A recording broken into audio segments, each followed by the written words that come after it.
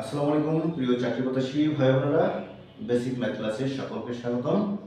যে কোনো ম্যাথ যদি আপনি করতে চান তাহলে সেটা যদি আপনি বেসিক শেখেন, কোনো ম্যাথই কঠিন না। ম্যাথ সবচেয়ে সহজ বিষয়। আপনার বেসিক, আপনার মাথা থেকে আপনি ম্যাথ বের করতে পারবেন।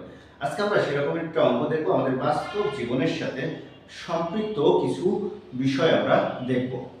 বর্তমানে আমাদের দেখা যাচ্ছে দ্রব্যমূল্যের দাম বেড়ে যাচ্ছে বা অনেক সময় দ্রব্যমূল্যের দাম কমে যায়। তো সেক্ষেত্রে দেখা গেল যে আমি দোকানদারকে আমার যে টাকা জানতাম আগে যে ওই মূল্যে আমি অত টাকা পাচ্ছি, কিন্তু দেখা গেল দাম কমে গেল। সেই দোকানদার করলো কি, যে আমাকে নির্দিষ্ট পরিমাণ ওই টাকার ব্যাকে না দিয়ে ওই টাকায় যতটুকু মাল হয় সেটা দিয়ে দিল। তো ওই যে একটা হিসাব, বাস্তব জীবনের একটা হিসাব বেশিরভাগ দোকানদাররা যেটা করে থাকে, সেই হিসাব থেকে আজকে আমাদের একটা অঙ্ক আছে, আমরা সেই অঙ্কটাই করার চেষ্টা করব। তো আমরা প্রশ্নটা আগে দেখে নিই যে প্রশ্নটা কি বলছে। কলার মূল্য 20% কমে যাওয়ায় 12 টাকায় পূর্ব অপেক্ষা দুইটি কলা বেশি পাওয়া গেলে বর্তমানে একটি কলার মূল্য কত? মানে আগে কলার যা মূল্য ছিল, কলার মূল্য কিন্তু আপ ডাউন করে, প্রায়ই আপ ডাউন করে। তো এই কলার মূল্যটা আগে যা ছিল, ধরলাম যে 100 টাকা ছিল, এখন 20% কমে গেছে, মানে কত? 80 টাকা হয়ে গেছে। এখন আপনি 100 টাকা দিয়েছেন, 100 টাকা দিলে দোকানদার তো অসৎ না, সৎ ব্যবসায়ী।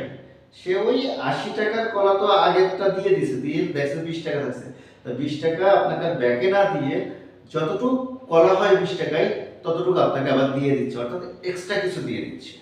সেই এক্সট্রা কিছু বলতে এক্সট্রা আছে দুইটা দিয়ে দিচ্ছে, দুইটা কলা দিয়ে দিচ্ছে। দিলে এখন বলছে বর্তমানে একটি কলার মূল্য কত। এখন ধরলাম যে 20 টাকায় আপনার 5টা কলা দিয়েছে, তাহলে 5টা কলার মূল্য 20 টাকা বর্তমানে। তাহলে প্রত্যেকটা কলার মূল্য কত হচ্ছে? 4 টাকা করে হচ্ছে। এভাবে আমার অঙ্কটা আসবে। তো আমরা দেখি যে ওটা তো 100 টাকা ধরেছি, কিন্তু আমার মূল্য তো এখন 12 টাকা। তাহলে 12 টাকায় কিভাবে হিসাবটা করা যায় সেটা একটু দেখি। 20% কমে গেলে বর্তমান মূল্য কত আসছে? 20% কমে গেলে বর্তমান মূল্য কত আসছে, বা হচ্ছে 100 টাকায় 20 টাকা কমে যায় আর 12 টাকায় কত টাকা কমে যায়, এটা ডিটেইলস বোঝার জন্য আমি 20% কমে গেলে 12 টাকায় কত আসে সেটা আমি একটু হিসাব করব। তাহলে পূর্ব মূল্য 100 টাকা হলে বর্তমান মূল্য 100 বিয়োগ 20 বা 80 টাকা। একটু খেয়াল করবেন যে 20% যেহেতু মূল্যটা কমে গেছে, তাহলে কি হচ্ছে, পূর্ব মূল্য 100 টাকা হলে বর্তমান মূল্য হয়েছে 80 টাকা। আচ্ছা, পূর্ব মূল্য যদি আমার 1 টাকা হতো তাহলে বর্তমান মূল্য কত হতো? 80/100 টাকা। আর পূর্ব মূল্য যেহেতু আমার 12 টাকা ছিল, তাহলে বর্তমান মূল্য 80 গুণ 12/100 টাকা। এখন আমরা এটা কেটে কুটে দেখি যে কত থাকে। 4 2 দিয়ে কাটলে 4 আর 2 দিয়ে কাটলে 5।